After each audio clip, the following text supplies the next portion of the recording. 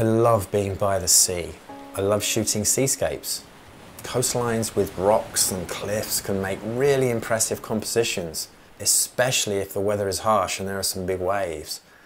With photography, it's satisfying creating an image with good lighting and good composition. But the icing on the cake for me to create an exceptional image is when you're telling a story as well. I thought it would be interesting to show you an image that I shot recently and explain my thinking behind that and what I was trying to do in terms of telling a story.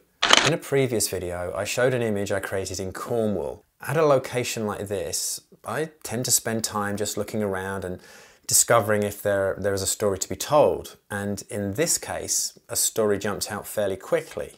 Waves go through a cycle. You watch them out at sea growing larger and larger, and then they break and they crash on the rocks, and then there's water drain off, and there's a lot happening over a 30, 40, 60-second time frame. And to shoot just part of this cycle doesn't always tell the full story.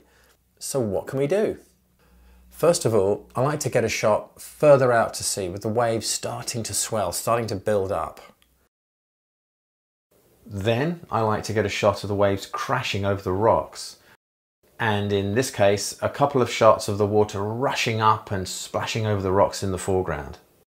In this particular composition, there's a long, narrow channel that comes right up past the camera. And it was important for me to get the camera low and create some really great foreground interest with this, because the water comes rushing up, splashing right up the channel, and then drains right back out. And that was quite impressive, and that's part of what I wanted to capture. When you merge these frames together, for me, this tells a more complete story of what's going on. I feel that when I create an image like this, I'm actually sharing my experience more effectively. It's a better representation of what I actually saw. All I'm doing is compressing time. Well, we use telephotos to compress distance for dramatic effect, so why not compress time?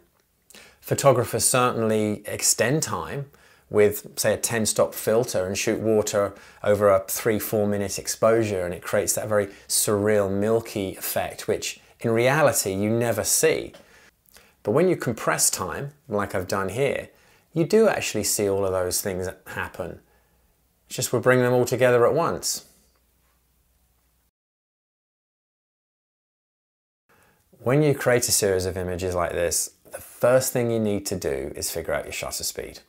I usually start around about half a second and figure it out from there. It depends on the situation, how fast the water's moving, what the weather conditions are like. I like to see a little bit of detail in the water, but also have a little bit of motion too.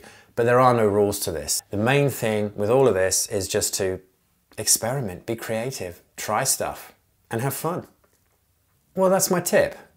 Let me know in the comments below if you think this sort of thing is useful to you. Thanks for watching. Hope to see you next time.